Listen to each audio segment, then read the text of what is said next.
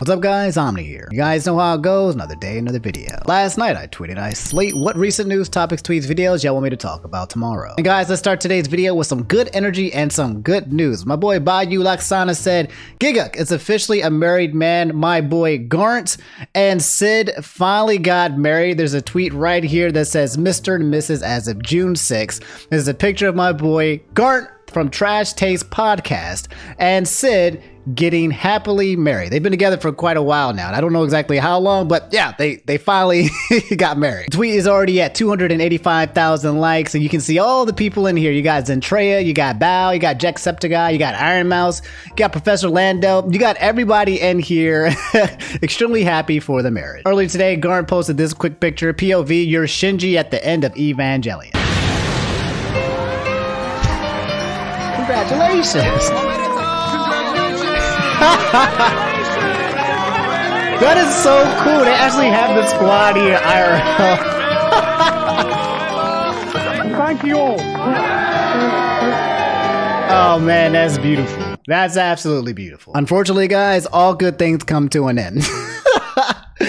Near Ludin said Ken from Street Fighter 6 got divorced. Now, if you guys don't know, Street Fighter 6 got announced by Capcom the other day, and literally immediately everything in his mom got leaked about the game. All of the characters, a bunch of moves, a bunch of movesets, a bunch of characters, their actions, their gameplays, the builds, all of it got leaked. Even Capcom made a tweet saying this. As residents of Metro City, we've all seen things we weren't supposed to see, but we're all in this together. We appreciate all the positive reactions. Thank you for the support. So it's one of those leaks that almost everyone and their mom has seen. So I'm going to go ahead and just, you know, show it to you guys. You guys know I'm not a huge fan of like leaks and spoilers and stuff like that, but it's a fighting game. It's Street Fighter. It's not a big deal. And everyone and their mom has seen it anyway. So I'm going to go ahead and show it to you. But first, the biggest leak that everyone's talking about is the fact that Ken is down bad. According to the actual lore, this is Ken's backstory. It says, from what I've read from the guy who leaked Street Fighter 6 to begin with, Ken wanted to pursue the same dream as Ryu. Eliza got tired of him and left Ken and took Mel. Eliza was his wife. I think they got married at some point. Yeah, they did, because he got divorced. And they took his daughter. So because he wanted to go pursue, he didn't want to just sit down and be a family man like Guile said. The opposite happened. He should have listened to Guile. The dog tag you see Ken wearing is actually Mel's. Laura and Sean, these are guys from Street Fighter 3, and Laura you saw in Street Fighter 5. Make cameos as they're trying to bring Ken back. They also explain what's going on to the player. Luke tries to help Ken regain his fighting spirit. Many characters call Ken washed up and win quotes. Oh my god. Edit forgot to add that he now struggles to do Fury Shoryupa.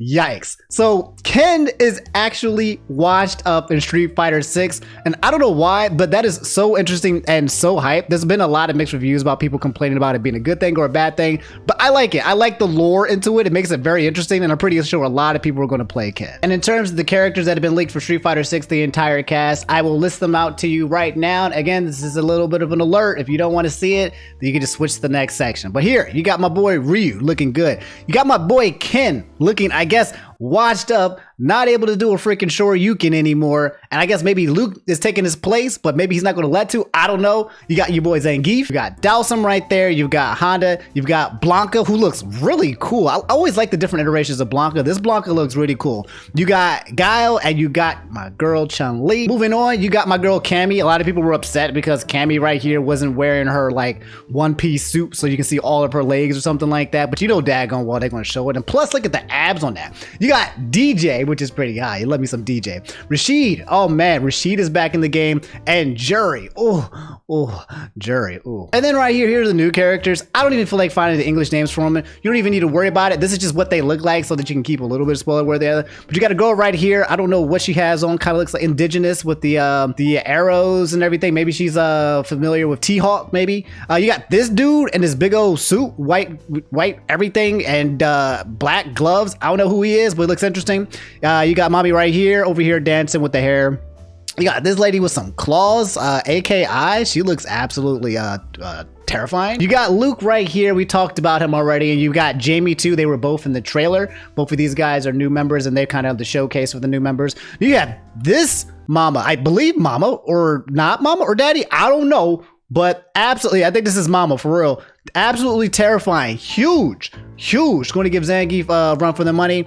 And you got this lady right here in the pink. I don't know who she is either, but she looks pretty cool as well. Yeah, guys, that's Street Fighter 6. That's Ken Masters being, you know, down bad, and that's the leaked roster. Let me know how you guys feel. And last but not least, the final Street Fighter 6 character that has been revealed and is coming back, EDP445. I'm just kidding. He's not coming to Street Fighter.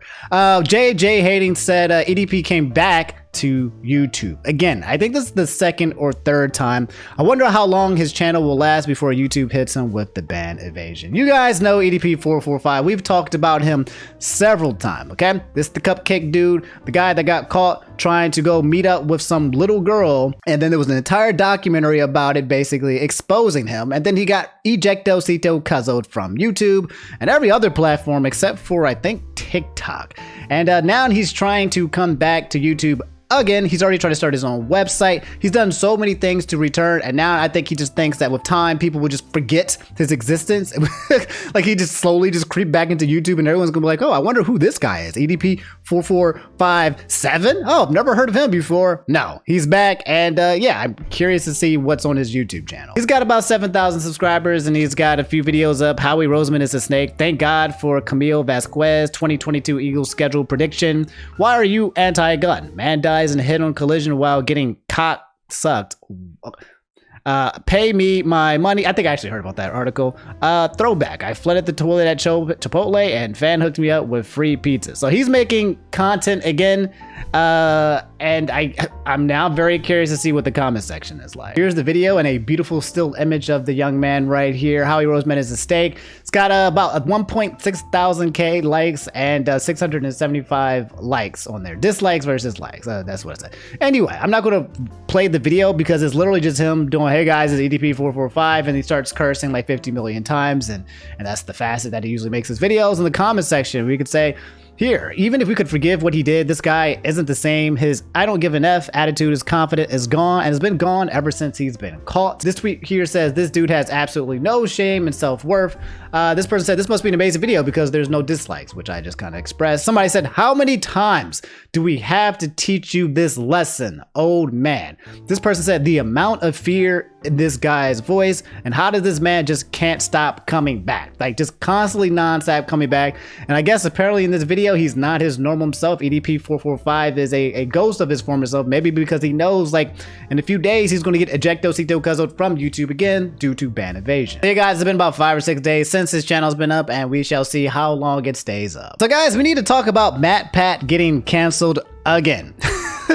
I don't understand it. Like MatPat, like on paper, seems like the type of guy that would always never get canceled, would just make video game videos and just, you know, piss people off with his theories and stuff, would never get canceled. And yet MatPat, the game theorist himself, if you don't know, is a YouTuber. He's known for making videos. Most famous and popular one is the game theory, where he says at the end of it, but that's just a game theory. Where he talks about games and he talks about theories about video games, yada, yada, yada. But he's gotten canceled in the past for just like several things that I can't even remember. I think one thing had to do with like etiquette. There was something else that had to do with Undertale, or like not crediting an actual video game. He didn't credit the video game in his descriptions. And then Toby Fox, the actual creator of Undertale, like ratioed him and said, hey, you messed up. Ain't no way you should be doing what you be doing. And now he's getting canceled again. I don't know what. What is this man doing? My boy Sonic Jr. and a lot of you guys told me to talk about this. How about MatPat and his kind of maybe sorta blunder? And there's a tweet here. MatPat was trending all day yesterday. And let's read this tweet. It says, wakes up, sees MatPat trending. Me. Oh, he must have posted another Five Nights at Freddy video. And what does this say? Friendly reminder about calling and going to location following MatPat's recent video. What? Now we all know that MatPat has recently made a video asking for help with what he believes to be an ongoing ARG involving the series that did lead to him having an interest in checking real life places to see if they lined up with the story. And we were connected or not. However, we recommend and ask for users to please refrain from potentially checking or actually contacting them. Oh God. Okay. So MatPat, a dude who has millions of people watching this video, has made a suggestion to his audience to look into an IRL place, which is kind of maybe a little dangerous given the fact that he can just send a horde of people to be going to someone's private property or areas. In the past, we've had similar incidents occur where people believe something is connected to the series, bring it up and ask for assistance, and only to end up resulting in doxing innocent locations, and in one instance, Scott himself. What? That happened? Yes, the books and stories such as The Scoop may put emphasis on ARG and digging deep into the mythos, but Scott himself wrote it and knows firsthand how the community is, i.e. him telling us on multiple occasions not to do the very thing MatPat is asking the community to help with. Simply put, just because the frights used in real life connections does not mean it's actually connected. It just means that to make things feel real and believable to the reader. The very same story in which MatPat was looking for the location of also contains a reference to a real life website that exists that has expressed the fact that they hate Scott in the past. Just please keep this in mind. Woo. For reference, guys, this video by MatPat is already number 4 on trending with 3 million views, 260,000 likes, and it's doing really well. But I suppose inside of this video, you know, that's what he basically says and suggests, the thing that he suggests. Lastly, guys, if you come to Twitter, you can see how everybody was big baby rage mad about the suggestion that MatPat decided to give here. The official Freddy Facts blog Twitter account broke character and said, hey, I want to apologize for breaking character, but this is something really serious that I need to call out in light of MatPat's recent FNF video. Do not dig up information on real world locations and post them online. That can lead to doxing and harassment. Five Nights at Freddy never had an ARG. I don't know if I forgot to mention this, but ARG stands for Alternative Reality Game when they're talking about ARG here. This one reads, MatPat entirely missing the point of his story that mocks the idea of a real world relation to Five Nights at Freddy. Instead of taking it as a clue for a real world, ARG is probably the funniest and also most infuriating crap I've ever seen in my life. So yeah, guys, that's MatPat, ARG, Five Nights at Freddy, most recent video, and everyone get big baby rage mad. Let me know how you feel about the subject. Gotta be a little bit careful when you have an audience that has 15 million subscribers and you're telling them to go to a certain location or look into a certain place, right? Because yeah, that can have some damage. So guys, we have a lot of video game announcements and showcases happening this month, or that has already happened. It's probably happening one right now, and it's like 10:31 a.m. here. Pretty sure there's like a Sonic Central happening today. There is so many showcases, and Jumbo made this tweet, which I thought was really good, saying gaming companies realizing they don't need to pay a middleman, aka E3, which has been canceled and is no longer happening this summer, to release news. And all of these gaming companies are coming out with all of these events. In case you don't know what is actually upcoming for this month, let me just show you. By the time you see this Sonic Central thing, it will have already played out. June 7th, 2022, 12 o'clock p.m. Eastern.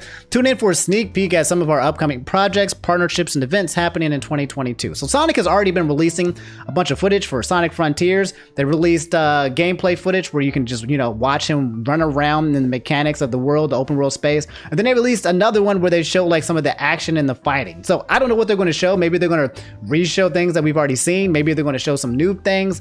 Not too sure. Maybe they're going to show the new game that's coming out, the new Sonic remake that's going to be kind of like Sonic Mania. I'm not sure, but that's happening. Then you got Summer Game Fest hosted by Jeff Keighley. I think that's how you pronounce it. See the future of video games. That's happening live June 9th, 2022. That's this Thursday? Today's the 7th, so I think it's Thursday or Friday. Y'all would know which one it is. It's June 9th. But speaking of this, people have been kind of making fun of the fact that Jeff had made a tweet, or there was a statement somewhere where he was basically saying manage your expectations when it comes to the trailer, which I'll play a little bit here when it comes to the show, because apparently they're going to be talking about games that have already been announced. It's one of those things where he's been hyping this whole Summer Game Fest up, and then right towards the end, he's like, hey, don't get your expectations too high, which then people kind of determined and said like this means it's going to be bad. I have no idea. I'm trying to give good energy here, so I want to see Jeff do well. He made this tweet and said, all year I've been waiting to share these moments with you. Here's the trailer I edited to get us in the mood for Summer Game Fest season. Special thanks to Halsey. See you live this Thursday, summergamefest.com, and in IMAX 2. Great week ahead for events and news. I've chased you for a long time. They're listening. And this place is my last hope. What you Video game industry comes together. It's the key to unlocking everything. For a summer specular. Sonic.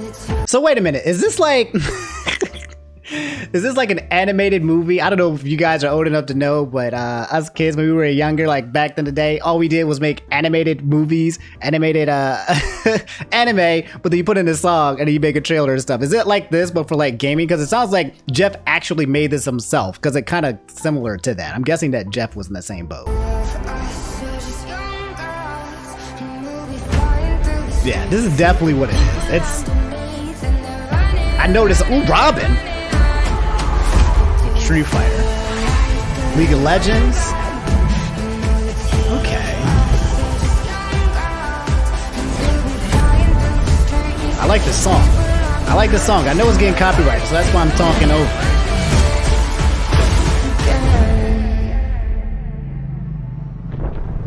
Lord of the Rings. It is finally time.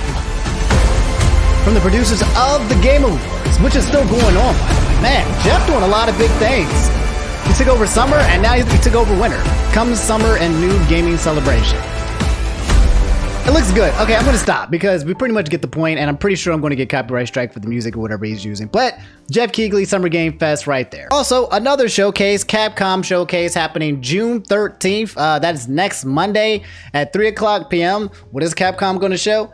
I don't even know. I mean, I guess they're going to show some Street Fighter stuff, but do they got anything else they're going to show outside of that? I don't know. Just another freaking showcase. And then Xbox has their showcase as well, which is going to be June 14th. That's at 1 o'clock p.m. Eastern. So basically, because E3 is no longer here, all the companies and developers are like, all right, I guess I'll just do my own showcase. See ya, dudes. So a lot of news coming in gaming, guys. I'm going to try to watch as many of it as we can on twitch.tv/InfernoOmni if you want to watch it with me. But yeah, pretty exciting month for gaming all around. So guys, we have some really big, huge anime news. The last anime news we talked about that was really big was Hunter x Hunter. The creator of Hunter x Hunter started working on the manga again, and he has like over 2 million Twitter followers now from an account that he just made, and every day he just shows like a piece of a magazine that he's drawing, like a certain page. He's working. My boy's working. Everyone's happy about the return of Hunter x Hunter. Well, tired a lot of you guys said the biggest news that happened yesterday is Berserk is coming back. That's right, highly acclaimed anime and manga Berserk is apparently coming back.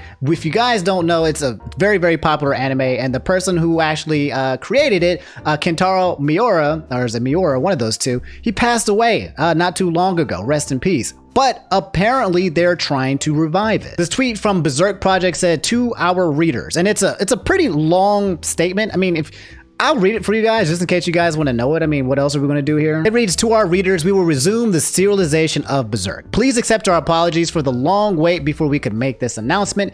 We have read as many of your comments as possible for the Die Berserk 10, Young Animal Memorial issue, and Berserk Volume 41. We are extremely grateful for each and every one of your words and for your messages sent to us through social media. We are truly touched by the love you all have for Berserk and the influence it has had on our lives. It is truly sad that Kentaro Miura himself is not here to read your comments with us." Continuing, before his passing, Kentaro Miura spoke to his close friend Koji Mori about the stories and episodes he had in mind for Berserk. He also had similar talks with his studio staff and editor. He wondered, would everyone be surprised if I drew something like this? How about a character like this? Would this storyline be interesting? The talks were not meant as his last words, but were a part of his ordinary days as a manga artist. Such ordinary days continued for more than a quarter of a century. Our minds and hearts are still filled with the thoughts Mr. Miura shared with us during the time. We also have found memos of ideas he wrote and designs for characters that he drew and left behind. We were reluctant to end his story without sharing these with his fans. Our hope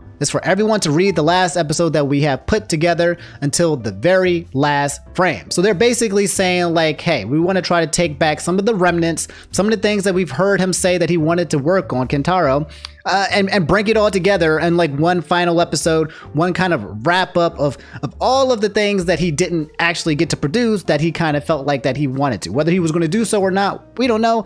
But they all have it, the team, and they're just like, hey, let's just put it out there. Upon resuming the series, our production team decided on a basic policy. Mr. Miura said so. This is what the production team kept in mind. Since he did not leave behind rough drafts, it is impossible for us to create a manuscript exactly in the way he would have intended. However, we will write the manga so as not to deviate from Mr. Miura's own words. We would like to take Kentaro Miura that we knew so fondly through our conversations and work and convey this all to you in a sincere manner. We believe that this policy policy, although imperfect, is the best way to deliver the Berserk that Mr. Miura envisioned to everyone as faithfully as possible. From the next issue, we will first publish 6 chapters until the end of Fantasia Arc Elf Island chapter. After this, we will start a new arc. So they're not just finishing up and wrapping up one, they're starting an entirely new arc. Credits after the resumption will be original work by Kentaro Miura, manga by Studio Gaga, supervised by Koji Mori, and the number of the manga books will continue in order. Anyway, this letter right here is from the Young Animal Editing Department.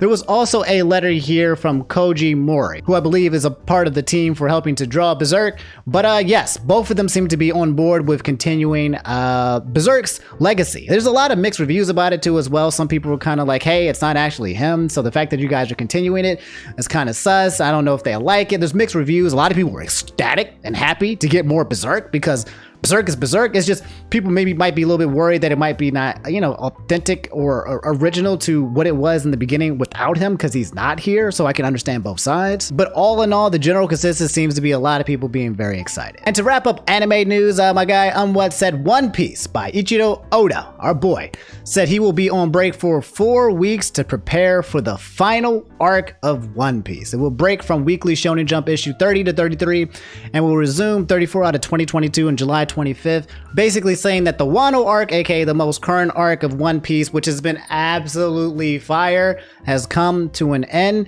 and they are now working on the last arc of One Piece. No, I don't want it to ever end, bro. Oh my god, One Piece has been so good. No spoilers, obviously. I won't say anything, but you guys should catch up. But it's been absolutely amazing and a joy to see everything that's been happening and to see the last arc play out. There's so many characters in play. There's still so much story development. This arc better last for 4 or 5 years, okay? Because I need to know a lot of things and I want a lot to happen. So yeah, One Piece is going on a break and starting the new arc soon. So yeah, a lot of big news for anime. So all right, guys, here's a continuation and a follow-up on what we talked about. QuantumTV. We've talked about this guy and him versus the Act Man and him versus basically the entire YouTube. Well, Project Bear said, talk about how a copyright system abuser won over YouTube. We talked about that already. We already talked about how QuantumTV, the Act Man came out with a video. It wasn't quite out yet at that point, but now it's already out and it's already got like 2 million, 3 million views or something like that. Talking about how this guy, QuantumTV, who basically won this dispute between him and the Act Man about how he was copywriting a bunch of channels and their content, and how YouTube responded and was like, hey, he didn't violate any policies, and all the stuff that he did on Twitter, contacting the Act's mom, all of these things that QuantumTV basically did that was not good, was a bad look, just got brushed off, and YouTube was like, not our problem. I don't see no problems. He's fine. No, he can keep his channel. QuantumTV made a video follow up, basically being like evil villain, like, ha ha ha. I told you guys, I didn't do anything wrong, and I purposely didn't tell you everything that I did. I hid some evidence just to see, just to test you. We were talking about that before, and now you got here Mudahar. Saying how YouTube failed us and sided with QuantumTV. Already has 500,000 likes, and everyone's big baby rage mad about the situation because it paints a terrible precedent that you can get away with doing some really cruddy things as long as you just hide the evidence after you publish it so that YouTube doesn't count it anymore, and B, as long as you do a lot of things off platform, then you're good to go and that you're fine. Like, it makes me wonder, like, how many things that you can get away with on YouTube if you just don't put it on YouTube and you do it on other platforms. We covered a channel known as QuantumTV. Now, QuantumTV made a video about Elden Ring, where he basically, bashed it, gave his opinion on it, and a video that really didn't receive much attention. I think it barely cracked 1,000 views at the time, because some YouTubers took it, like a good friend of mine named Actman, and basically critiqued and commented over it using fair use. Right. He was actually struck down by QuantumTV. Now, Actman, in this case, obviously decided to fight back and challenge this copyright claim. And YouTube had jumped in and basically said, hey, we received a copyright infringement notification below regarding your video. We believe your content is protected by fair use, fair dealing, or a similar exception to copyright protection. Yes. Here they actually gave a YouTube URL for said video. That URL, which basically ends in STWCF4, led back to the worst Elden Ring hot take, proving that YouTube had stepped into the situation and said, hey, listen, Actman, we're on your side for this. Now, of course, when I look So, okay, this is the origin story. If you've been following this, then you've been following how I've been talking about it. We've already talked about how this all got set and how this got started, right? The issue here was that the abuse part is coming into the fact where a person is able to send out copyright strikes to your channel without actual like proof, without actually having something credible to do so. Someone could come up here, strike my channel, get my video striked, get it removed, get it taken down, get it demonetized falsely, even though like the initial claims was there was nothing credible in the initial claims, but it will affect my money, it will affect my views, it will affect my channel. And the whole problem is that people do this already. There's always been plenty of times where people just upload a video and some random person from nowheresville just comes in and just strikes it. And YouTube is like, sorry, your video's got to get suppressed. Sorry, we got to take down your video because somebody, you know, just basically abused the system. And that's what everybody is fighting for right now. Anyway, guys, like I said, that's a 35-minute video followed by the Act Man, who's made like almost an entire hour video about it, talking about all the violations that have been in place. The big chunky wungy of this whole thing is that QuantumTV has a lot of dirt on him. Apparently he's been ban evading like at least once or twice on YouTube. It's kind of like EDP445. He didn't do anything as heinous as EDP445. But when you get banned on YouTube and then you come back in the form of another YouTube channel in some kind of way, usually that's not allowed. That's ban evasion and you shouldn't even exist. That's just only one thing that he violated out of the many, many things that have basically been accounted for him, is saying like, why is QuantumTV allowed to exist? And why is he allowed to get away with the acts that he's been doing for the past years that he has been doing? So that's currently where we're at right now.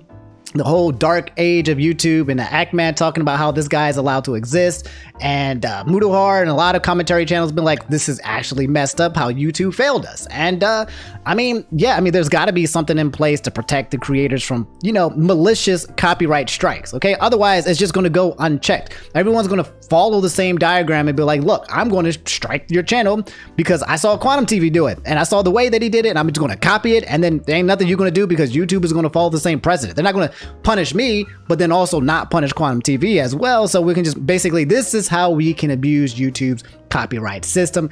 If it's there, if the loop is there, people will use it. So that's what's happening right now between Quantum, Actman, Mudohar, commentary channels. I'll let you guys know if there's any more updates, but as of right now, it looks like QuantumTV has the W and he's in the lead. Will anything happen in the future? I don't know, but people are big baby rage mad about it. But all right, guys, that's all I have for today's video. If you made it to the end, do me a favor, just drop a like. Lets me know that you made it to the end, and it's kind of a tennis record. Subscribe if you guys haven't already. I'll catch you guys later on the next episode. I love y'all. Y'all take it easy. And brush your teeth because I smell your breath from across the screen. All right. Take it easy. Peace.